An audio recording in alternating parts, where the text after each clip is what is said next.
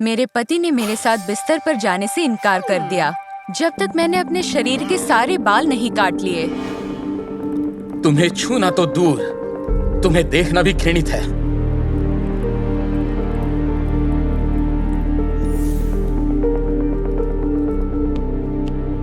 Roger ने सोचा कि मैंने खुद की उपेक्षा की है, जबकि असल में मैं थक गई थी इन भयानक रैशेस से और शेविंग के बाद होने वाली जलन से भी। डॉक्टर ने कहा कि मुझे बस इसे सहना होगा।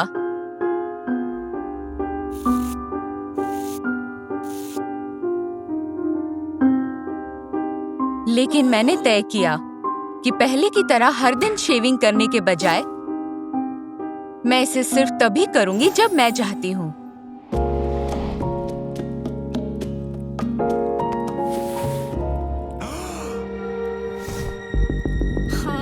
क्या सच में?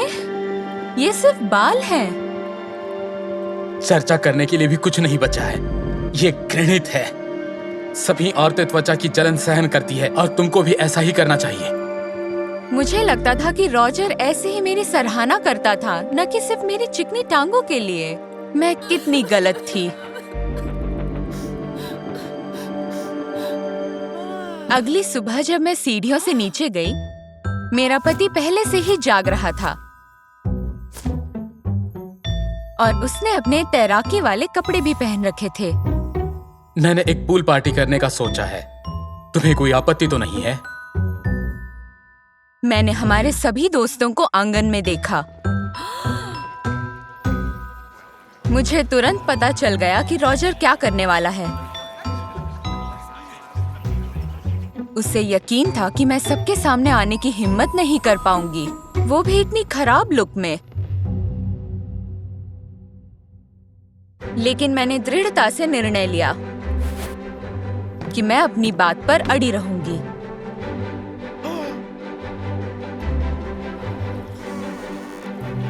इसलिए मैं अपनी सबसे आकर्षक बिकिनी पहनकर मेहमानों के सामने गई।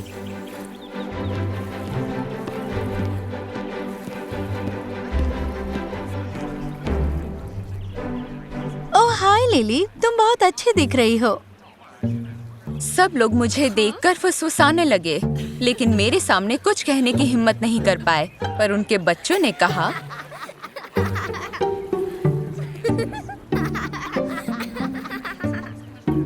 मैम, आप एक आदमी की तरह दिखती हो।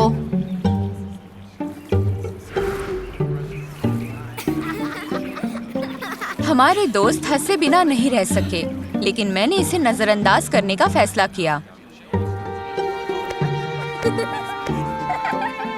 हालांकि रॉजर इतना ज्यादा शर्माया कि वो लाल गर्म ग्रिल की तरह लग रहा था। फिर भी उसके साथ कुछ और भी अप्रिय घटित होने वाला था।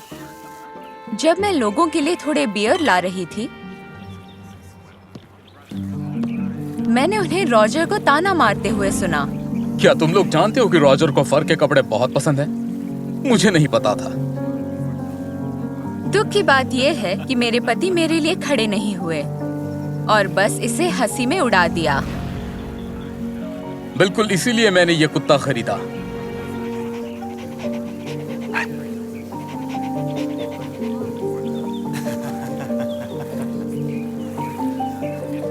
आखिरकार मेरे शरीर के बालों के बारे में चर्चा खत्म हुई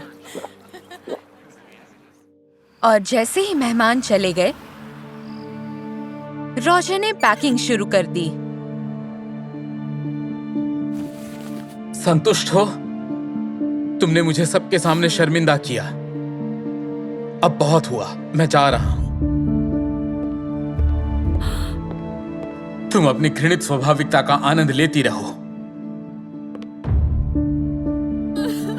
ये जानकर मुझे बहुत दुख हुआ कि इतने वर्षों तक एक साथ रहने के बाद भी मेरे पति को सिर्फ इस बात की परवाह थी कि मैं कैसी दिखती हूँ और ना कि मेरे व्यक्तित्व की। विडंबना ये है कि इसमें मेरा ही हाथ था। मैंने कई वर्षों तक एक महिला पत्रिका के संपादक के रूप में काम किया और पाठकों में सौंदर्य मानक स्थापित किया। फिर भी मैंने सब कुछ छोड़ने का फैसला किया जिसे मैं वर्षों से महिलाओं को बेच रही थी। आखिरकार मुझे बहता हुआ मस्कारा, फैली हुई लिपस्टिक या बिखरे हुए बालों की परवाह नहीं करनी पड़ी, और ये एक महिला के रूप में मेरे लिए अब तक का सबसे आरामदायक अनुभव था।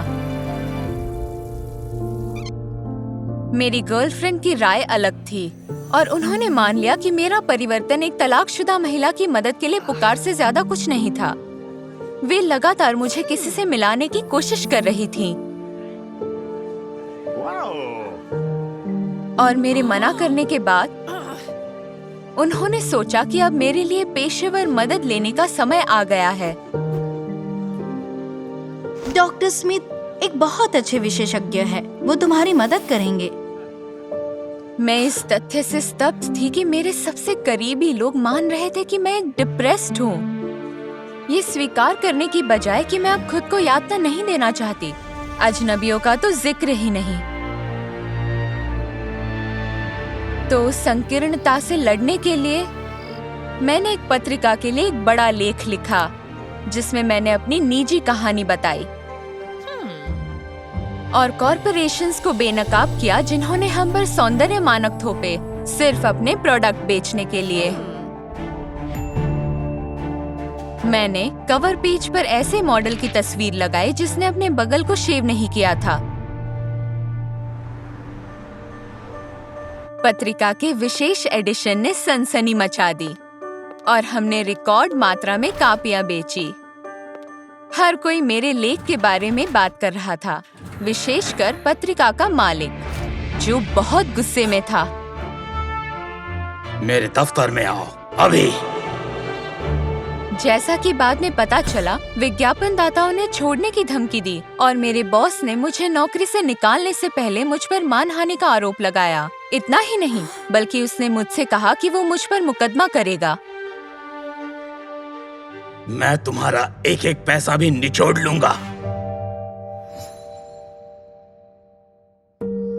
कोई भी वकील मेरा बचाव करने के लिए तैयार नहीं हुआ और जो तैयार हुए उन्होंने भारी शुल्क की मांग की। मैं हताश थी। क्या मेरा अपने जैसा होने का अधिकार, ये चुनना कि शेविंग करना है या नहीं, मेकअप लगाना है या नहीं, मुझे दिवालिया बनाने जा रहा था? फिर भी मैंने हार नहीं मानी और सोचती रही समस्या को हल करने के अन्य तरीकों के बारे में। अचानक रॉजर वापस आ गया। मुझे लगा कि वो संपत्ति विभाजन पर चर्चा करने के लिए आया है, जो मैं बिल्कुल भी नहीं करना चाहती थी। फिर मैंने उसके हाथ में पत्रिका देखी। रॉजर ने कहा कि वो माफी मांगने आया है।